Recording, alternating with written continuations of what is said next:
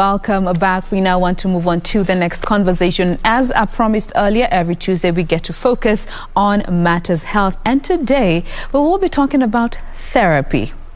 Yes, therapy. What does it mean? What does it entail? What can you expect should you choose to exploit as, you know, a way or part of your lifestyle? So today is Class 101 focusing on therapy, and we welcome you to send in your questions, your comments, clarifications, as simple or as grand as they may be. We absolutely welcome them. Use the hashtag Good Morning Kenya on Twitter. That is our official hashtag. The official station handle is at KBC Channel 1. My handle is at Jain Wambui. And with us today to just also help us pick up from the conversation we had yesterday, we have Nchebere Muriuki, who is a counseling psychologist at Purpose Counseling and Wellness Center. Good morning once again. Good morning to you. Thank you for making time to be with us today. You're welcome. All right, so therapy. Let me just hear from your interaction with people in the different spaces that you've interacted with. Yes. Whenever therapy is mentioned, before we even get to understand what it means, what is the general reaction you get from people? Thank you. The first reaction that I receive from people is, I'm fine, I'm okay. Defensive? Yes, because therapy in our Kenyan context has been taken as something for the people who have lost it. Kwa lugha ya mtaa ni ya watu wamechisi. People who have no hope, and no one wants to be associated with therapy. And therefore, they do not want to be known that they are going for therapy, and it is the last resort when everything has failed, or when one has been referred by their doctors. That is when people come to therapy. Now, let's get the actual definition of what therapy is. Thank you. Therapy is a journey, a process that involves one person or a group of people, whereby an individual or a group seeks the services of a trained practitioner in the field of psychology, in the field of counseling, or in the field of clinical psychology. All right. Yes. Now, speaking of the professional who's involved in this, we always get to hear various titles given to those that are in the professional side. We hear counseling psychologists, we hear therapists. Mwenye unanipigia simu nikiwa hewani. We hear of counseling psychologists, we have therapists, we have shrinks. What is the difference? Is there a difference between a therapist and a counseling psychologist, or they're just one and the same, used interchangeably? Okay. The major difference is between a counseling psychologist and a clinical. A clinical one is one who has been trained in the area of psychology, but they can administer medicine. They can prescribe. Clinical psychologists? Yes, clinical psychologists. Okay. They can prescribe. All right. A counseling psychologist like me, I will only offer therapy. I will not prescribe. When I interact with a client and I discover, after doing the assessment, that this client needs more attention, they need medication, they need to be treated, they need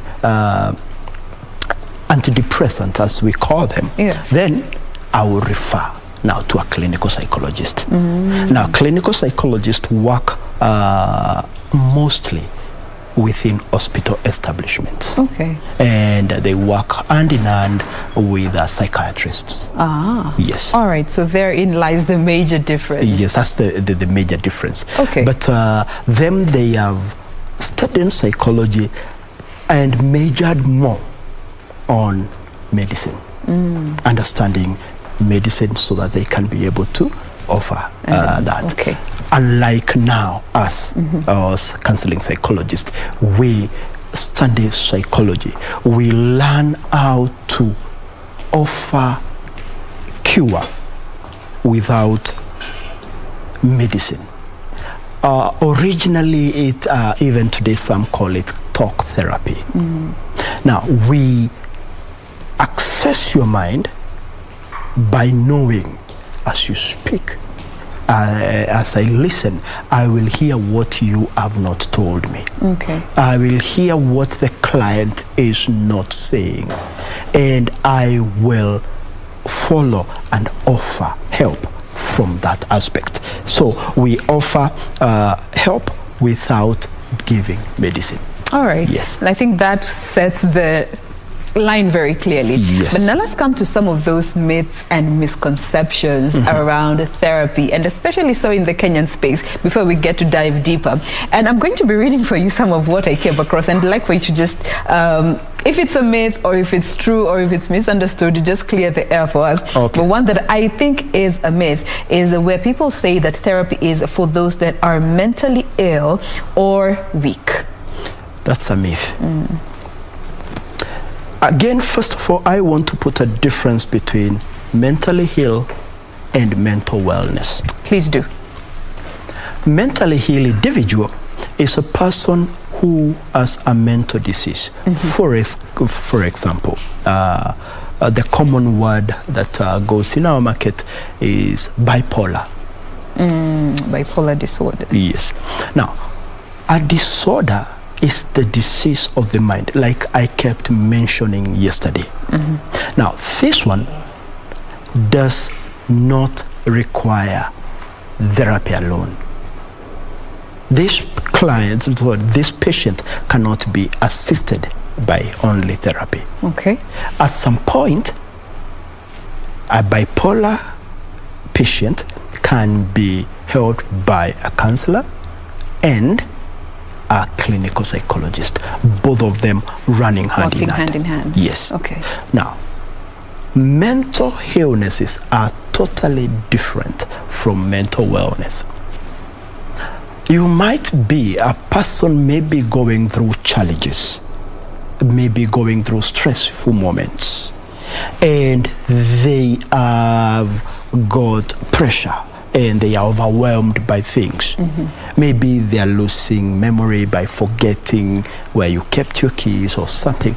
Now, that person, before it gets to the worst part, that person can seek counseling services. Okay. Now, this person can be assisted by counselors, as we call them, by therapists or by by counseling psychologists. Now, at this point, this person is not sick mentally. They are only having challenges. And they come so that they can be assisted to get back to normal. And at that point is where you, as the counseling psychologist, can be able to determine what level of assistance they need after you do your assessment. Yes, absolutely. Actually, most of the time, I consider myself as the stopgap. Before it gets beyond control. And now you are on medication, you are hospitalized, you are a Madara case, and so on and so forth. Yes, so that is a myth. All right. Yes. Now, another one that is also one that maybe makes people not or want to get into therapy is for some think therapy never ends. Is that true? That's not true. Therapy ends. There are cases you can meet a client and in 2 sessions, they've gotten back, they are fine, and they are able to be themselves. And that's the end of therapy. Only after 2 sessions. There are other cases, depending with the issues that the person has carried. I hope you remember yesterday me mentioning about developmental trauma. Yes. Now, if the individual has not suffered damage or trauma, 5 sessions again, we are done. Yes, a person can come back later, after 3 months, after 4 months. It doesn't mean it didn't end. Therapy has an end. It's a journey. Okay. It can take long. For some people, it's 10 sessions. For other people, it's 3 sessions. For other people, it's 5 sessions. So yes, therapy has an end. What they might be confusing is when, for example, you are diagnosed with a mental disorder. Let's take the simplest that looks simple, depression, as we spoke yesterday. Yes. And in this case, we're talking about somebody who's on antidepressants. Yes, that one is now a mental illness. Okay. Now, this individual started a journey that might take a while, if not long, whereby they are booked in for review clinics after maybe every 2 weeks. After they continue getting better, it is reduced to 3 weeks, eventually a month, eventually every 2 months. And if they slide back, the process starts again. So that one can take a whole year. Okay. Before your clinician, before your doctor, before your therapist decides, okay, we are at a better position now. It's okay. We can now maybe come every quarterly, we can come every 6 months. But for the mental illnesses, yes, it's a longer journey. It's some real work. Sawa. Now, another area that the common mwananchi might be generally, and a huge chunk of us might be in this category, thinking that friends and family are good therapists. It's a yes and a no. Yes, why? No, why? Yes. No, because there is a thing we call confidentiality. There is a thing we call biasness. When I am counseled by my uncle, by my brother, my elder brother, by my auntie, they come from a point of knowing me. They also come from a point of knowing, Nchebere, you behave like your father. This a bit is like your namesake. They are not offering any help. If anything, exactly. If anything, they are re-traumatizing me. So that becomes one danger for me, for an individual to seek services of therapy or counseling from a known person, from their teacher, for example, or from family. Basically someone who you have history with. Okay. We all the time discourage this because of the obvious biases that may prevail in a session. All right. Number 2, for no to a known person, is you're in session and you may say something, and your other person, the one who is counseling you, asks a question in line with something you have a dispute with. The person who is being counseled will immediately think, you know what? You are already having a bias because of what happened last month. So even if the intent was right, then the person who is in therapy will feel judged, and that messes up the whole process. All right. Yes. Why should people seek therapy from professionals? One, we have been trained to keep confidentiality. I joke to myself and I say I am a walking yard of secrets. A walking safe. I have kept enough and numerous secrets for people. Number 2, if Wambui you come, I have no idea where you come from. So when I interact with you, it is authentic. It is genuine. When I tell you something, you take it seriously. Most cases is that this happens, I may warn you of something your mother, your uncle, your relatives have been telling you. This is dangerous, stop it, otherwise it will destroy you. And then you realize, wait a minute, wow, you mean? There's a pattern there. So it has an impact on you. Other than the confidentiality that we offer, there is also the aspect of you sharing your secrets to someone who doesn't know you. The interaction changes instantly, because what you are sharing with me, you know, is safe and secure, in the sense that I have no history about you. All right. So it is important for people to seek therapy from professionals. Now, still on that particular aspect, and another area that is very gray for most people, then this is the cases where a parent is now seeking these services for the child. And let me use myself as an example. I bring my child to you, I need you to help my child, and I start giving you a background about my child, the struggles that we have been having with them.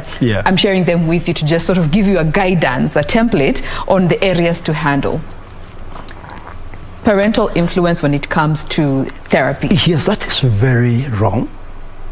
One, you are giving me an opportunity to have a predetermined assessment. But I'm the parent and bringing this minor to you. Nakwambia tumekuwa tukisumbuana na yeye, hanisikizi, anapenda kukaa huku, hataki kufanya hii. Yes, it is because parents and most people do not believe that we have been trained enough to pick the problem and pick better problems than you tell us. Number one. Number two, going by your example, you may want me not to discover some things, and so you want me to fix your child in the same wavelength that you have always wanted to. Let me tell you, Wambui, that most of the time when I counsel children, I have come to one conclusion: there is no bad child. I hope you heard me well. All children are good. It is the environment that they are born into, it is the socialization that they live in, that most of the time they are reacting out of what is happening. And when you see a child behaving in a certain way, the parent is involved. So most of the time I find that as well as I am helping the child, I will as well need to counsel the parent. And most parents don't love that. They ask me, kwani mimi sasa ndio nimekuwa mwenye shida? They do not appreciate that 80% of what children do, they have seen it at home. 20% is only what they hear. So children do what they see. And we don't want to believe that we are the cause of these problems. Oh, it's a very touchy area for parents. Now, let me come to the last misconception that is there about therapy. And this is that people think therapy is only for serious problems.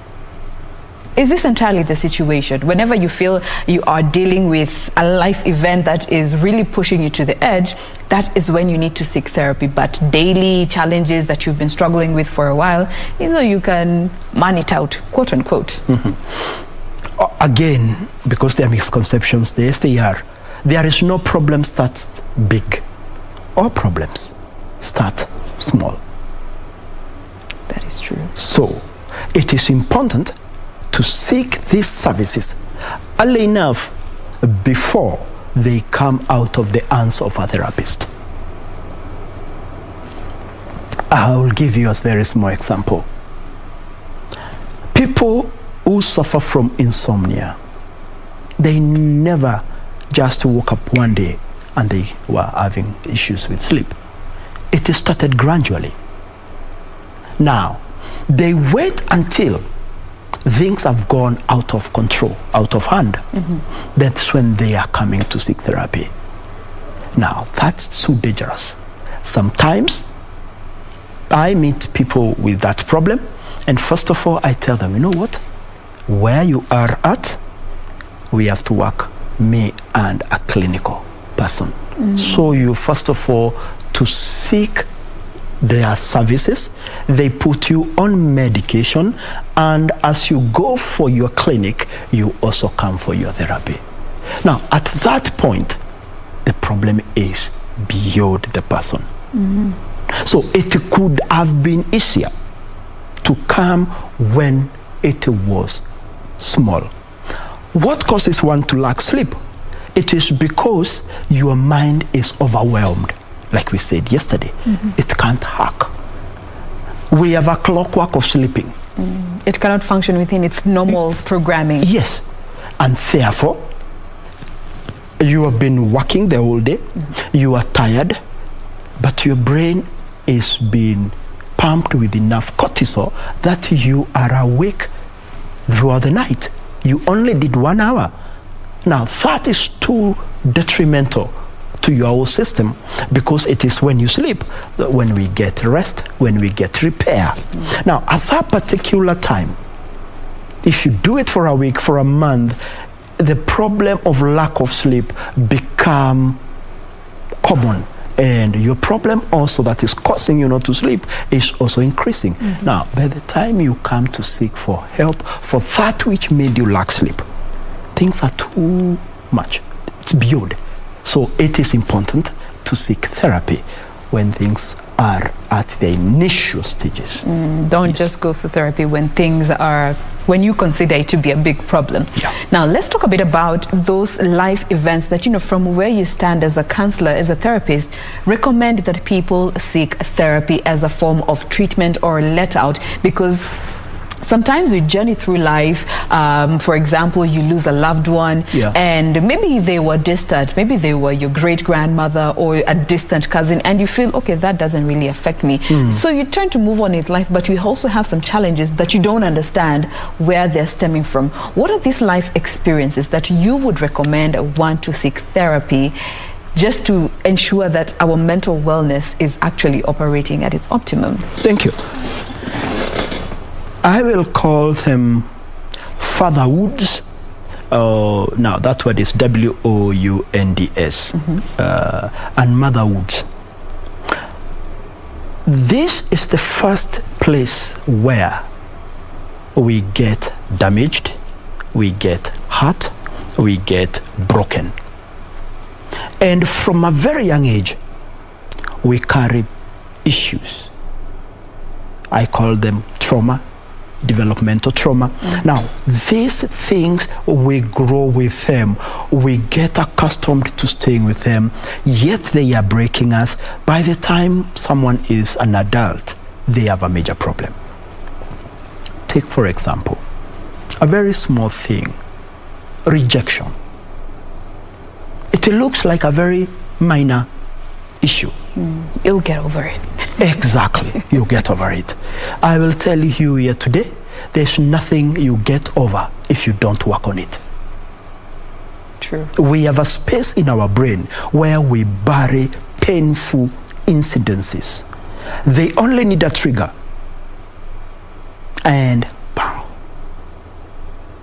Something very small.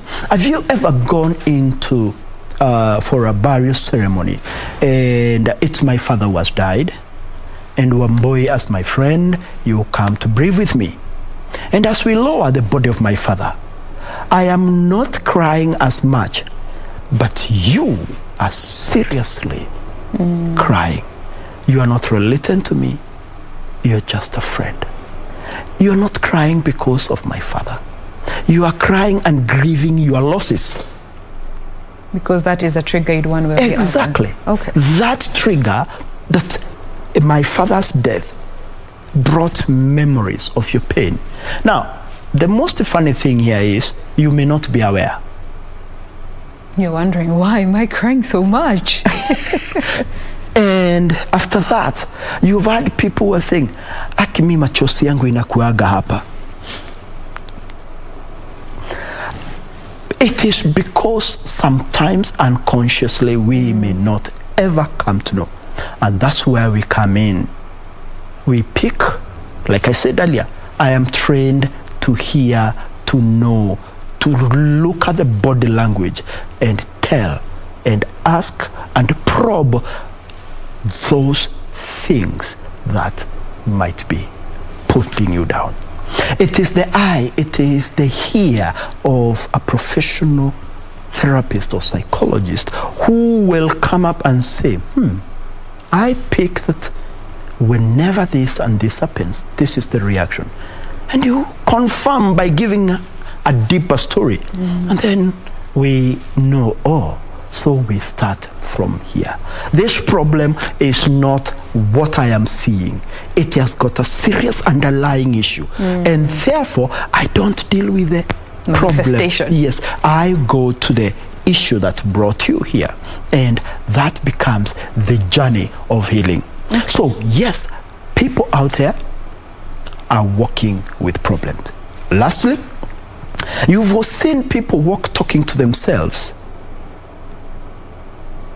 It is because they are not very far away from losing it. It's a state where you've forgotten that you are alone. Unconsciously, you are seeing, I'm talking to Wambui. And I literally talk to you, and I'm walking on the streets. The pressure that I am going through, it is too much.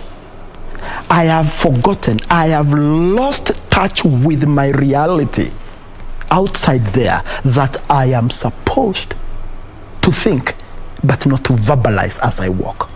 That's a person who is a candidate, who is a client for therapy. But because of how we think about it, no one comfortably walks into therapy. Now, how does therapy works? When it comes to you as a client for the first time, what can I expect, or what can our viewer expect when they decide to venture into therapy as a form of treatment? Thank you. There are therapists who will say, first, they have to interact with you, hear your story, and work with you 2-3 sessions so that they can be able to pick the issue. Okay. For me, I have come to realize day one is the day to start dealing with the problem. So remember, as we deal with people through talk, it is from your talking that I get the opportunity to get to what is the underlying problem. Okay. Now, when I pick what is the problem, I bring it to the surface. Most of the time, what brings people to therapy is not the issue. It is, they come saying, I am ABCD. Actually, I remember somebody came to therapy and told me, I am here because I want us to talk about my career. I am not progressing and I would need your service so that I can tell, why am I not promoted? What is happening? I am having issues at my place of work. And I listened. And as they were talking, I picked she has losses that she has gone through, that she has not finished mourning. And probing a little bit, tears flow. And tears in the therapy room are endless. And I come to realize the loss of the father, the loss of the brother, the loss of the relationships has been piled. So as I started addressing the losses, she stopped crying, looked at me straight and asked me, I did not come here to address my losses. What is the relationship between my losses and my career? At that time, it is the skill of disarming that we are trained that comes in handy. And first of all, to disarm her, calm her, and explain to her, show her the relationship, how the losses are manifesting in his job. In her job. And we walked through that journey. And I'm happy to tell you that she went a healed person. So yes, therapy is curative, but it is not intrusive. We don't offer anything. But yes, we will touch your mind. We will deal with your issues. We will deal with your low self-esteem, with your emotions, with your thought processes, with your irrationalities, and we bring you back to normalcy. Helping bring you back to your sense of normalcy. We are talking about therapy, and we welcome you to share with us your thoughts. I will be sampling some of your messages. I can hear my phone buzzing over here, so send them, simple, grand, complicated as they may be. We absolutely welcome you to be part of this conversation. We take a very quick breather. We'll be back to continue this discussion. Don't go too far.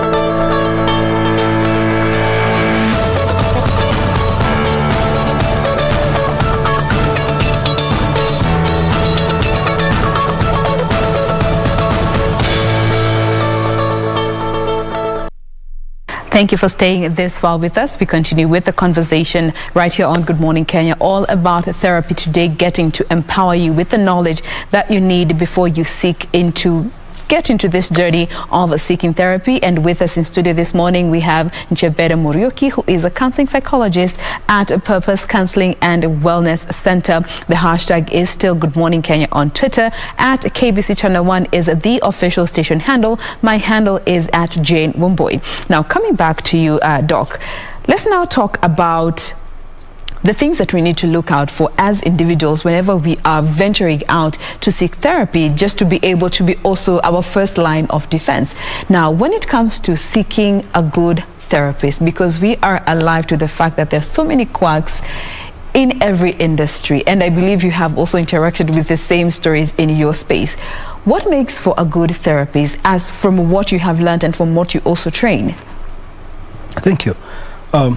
One, the ability to be able to assess and pick out what the client is going through. Now, that becomes a challenging aspect, because in that space, one has to visit. And that being the scenario, then it is quite challenging in the space of dealing with those who are not well trained, as you call them, quacks. But having said that, it is the work of a counselor, a therapist, when they receive their client, to be able to assess and know this person is suffering from this. This is the problem that is making the person react, behave, act, and think the way they are. Now, the journey of therapy starts undoing some of the things, be it behavioral, be it thinking cognitively, that this person has gone through. Okay. Now, that process can be fast and sometimes can be slow. So, in a nutshell, it is not 100% possible to detect from the look a good therapist and a bad therapist. Now, that now boils down to maybe personal preferences, because there's those who might prefer a younger therapist to an older therapist, or a lady therapist to a female therapist rather to a male therapist. Are these things that you would advise an individual to pay attention to when they are seeking therapy? I will say again, yes and no. No, because the issues a person is going through can be assisted either by a lady or a man. So it is not predestined completely that a man is better in this, a woman is better in this. Even in cases where people are dealing with trauma that maybe... I was coming to that. Okay. However, the experiences an individual has gone through, they will come and say, I want a male. I want a female. That one is respected. Why? Because the moment they are given what they have not asked for, that becomes a ground for re-traumatization. However, the person can be assisted to realize theirs is an irrationality. Yes, a certain man hurt them, but that doesn't mean all men are the same. Yes, a certain woman did ABCD, it doesn't mean all women are the same. So through the journey, then they can be assisted to overcome whatever experience that they have gone through, so that now they can look at male or female with a better eye. They can have a better perception, and therefore they can be assisted by anyone. All right. Yeah. Now brings me to the next aspect that most people also have their reservations about, and this is now the area of privacy and secrecy. As you said, you are literally a walking safe, a walking porch with all these different things that people get to tell you. What are the guidelines that as a therapist you operate within to ensure that you are not breaching anyone's sense of privacy, even in cases where a parent has brought a child to you, but they request or demand rather that you tell them what they told you or what you discussed with the child? Privacy concerns. Yes, that becomes a very tricky area, and that's a good question. Ethical concerns come in here. I'll start first of all. One of the things that we are trained to do is to make sure that I do good to my client at all times. That is one. Two, I do not cause harm to my client at any given time. Three, I must be able to offer justice, to offer that ability for them to feel that they have been listened to, they have been heard, and they have been assisted. Okay. Now, having done that, true, I'll pick your case whereby a child has been brought. Remember, this is a minor. And the parent has authority over the child. I am in between two hard places. I have to keep the secrecy of my young client. Yes. And at the same time, I have to inform the mother, the father, who has authority over this minor. Now, that is where the act of balance is required. First and foremost, if a teenager, if a young person's walking to therapy and they think you are an extension of their father or their mother, therapy has been messed up instantly. You will not go far. They will not disclose. So that's where again training comes in, to disarm them nicely and slowly, with assurance that whatever we share here is private. Now, back to your question. I make sure that information that I get from the young people or from the child is not harmful to the child. If it is, that I will let the child know. Can we seek help from our parent so that we deal with this problem? Okay. There are things that we cannot keep. Things that are causing, planning to do harm to public. You're legally obliged to disclose such information. That one I will disclose. Okay. I will not keep that as confidential. And in our interaction, as we contract, I will let you know that this confidentiality that I am swearing myself to is not absolute. So it can be broken. And I will technically let you know on 3 or 4 instances I will not keep this confidentiality. All right. Yes. So when I make sure that is done, then we embark on the journey. Back to the minor. There are things I pick from the minor and I discover the parent is the aggravator, is the trigger to the problem.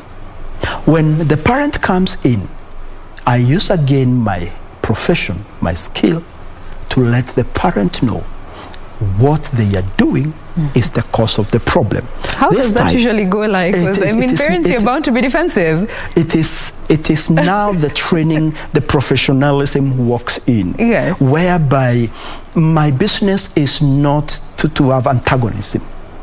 That is not my business whatsoever. My business is to let the parent realize their action, whether intended or not, is the cause of this problem. Or, and I thought has just come a case I dealt with towards the end of last year. This is a child who has grown with only one parent, and they have reached a point they are seeking for their identity, and they want to know who their father is. And they have asked and it can't be said, so they decide, you know what, I will be truant. So when they come and I realize that is the problem, in a nice way, in a disarming way, in a calm manner, I let you or the parent realize this is not a problem. What would happen if this child knows their father? And you slowly let them know this child has no beef, has no problem with their father. The problem is between the mother and the father. Kindly, would you too, for the sake of this child, agree to help this child to grow a better individual as you think of ways of solving your differences? It is not a simple journey, but we make it. We make it. Now, let's just stick on that still area of confidentiality, because as per what I know, recording devices are not allowed, and maybe correct me if I'm wrong, in the therapy room, you know, the counseling room. And we've heard of cases where it's always hearsay. This person did this to me, or my counselor did this to me, or my patient did this to me. In such cases where you find the client claiming the therapist or the counselor may have violated them in one way or the other, and there isn't any other way to dispute this information to protect the professionalism of this particular counselor, how is that situation going to play out? How do we ensure that it's not just a question of hearsay and whom to believe in such a situation?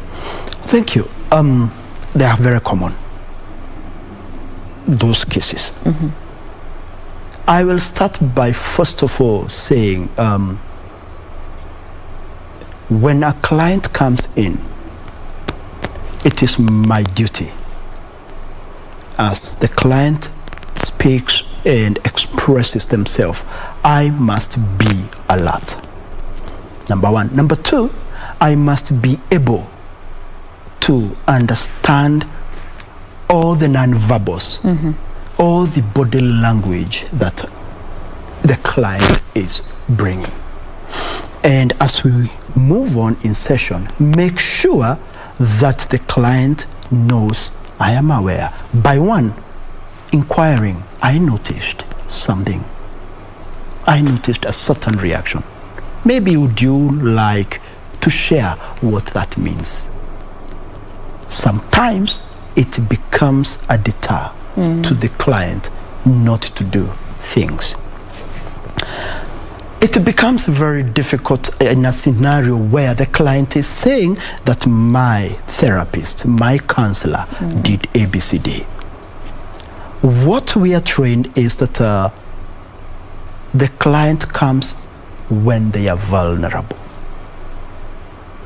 So, as it is, there is no much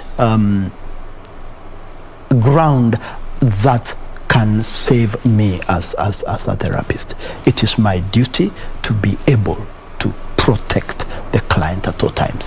When I discover something is happening that is not pleasing, I bring it out again in an authentic, genuine manner to the client.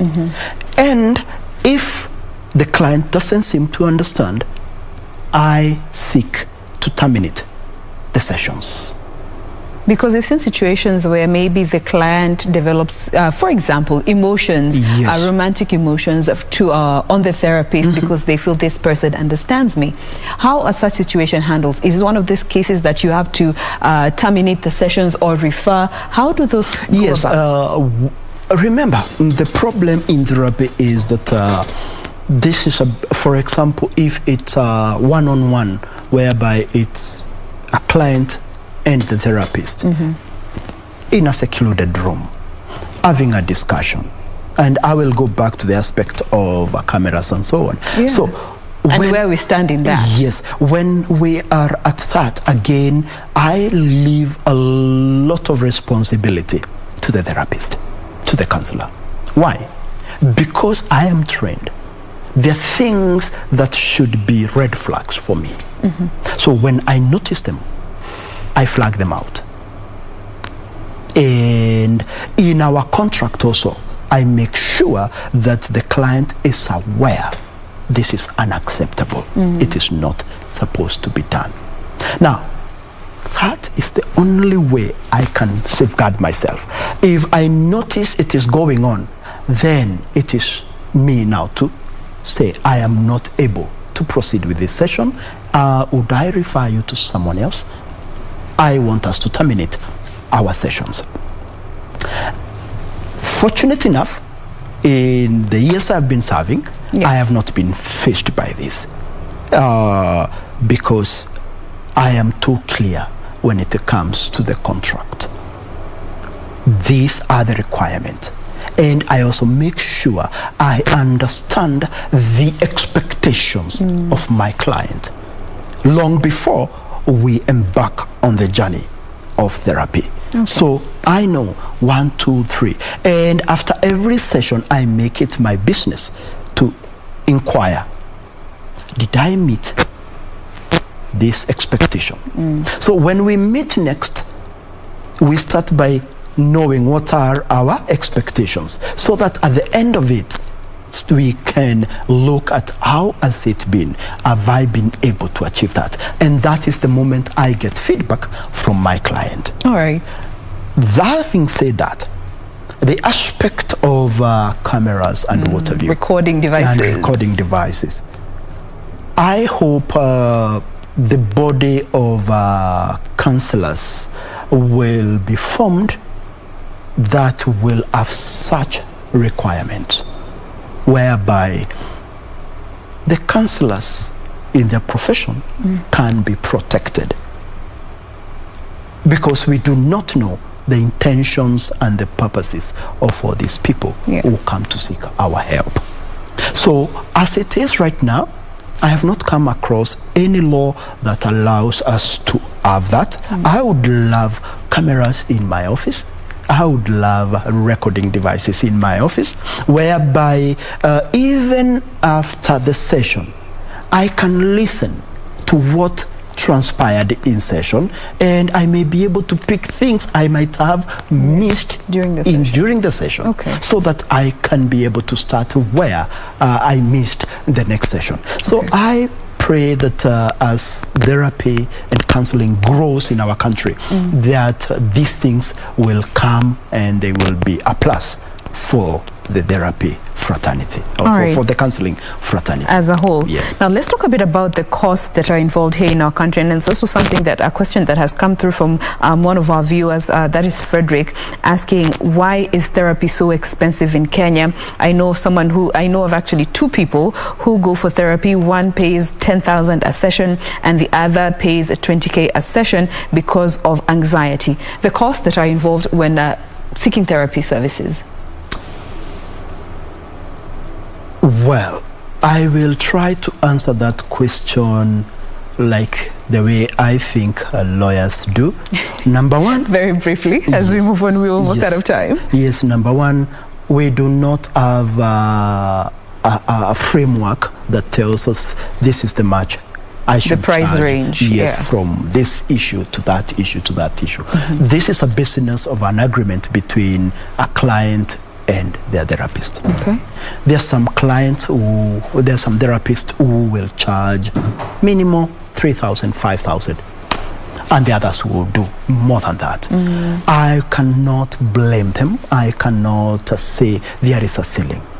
So we do not have like that. I hear them it being called advocate remunerations. We don't have such, and that makes it now free. It's a bargaining aspect. Yes, there are therapists who can charge minimally, and of course there are others who can charge expensively. Okay. So it's difficult to answer why is it in some places expensive and some other places. Okay. Now, Cynthia is asking, what can we do to change the perceptions? I'm trying to paraphrase this particular message. The perception around therapy, and especially to our parents, looking at the generational differences that come into play. Just borrowing from the example that she has sent through, where a child says they'd like to talk to somebody else, but the parent says they're being entitled. Perceptions around it's tricky. One, I think the government has to come through, whereby the misconceptions around counseling and therapy can be changed. I also think the school programs whereby we have guidance and counseling department can be changed, and professionals can be put there. I am not against the teachers. I am only looking already when a teacher is running that department, they have got their workload because they were not trained as therapists, they were trained as teachers. So they have got their normal workload. And then there is these issues that students bring up. Okay. If that can be increased and brought to the awareness of many people, that can improve. Also, the general awareness, if that can be increased, I think that can improve. For the parents, I agree. They are totally entitled. And I have encountered that numerous times. It is by actually God's grace, my profession, and knowing how to handle them. Maybe that is what has saved me.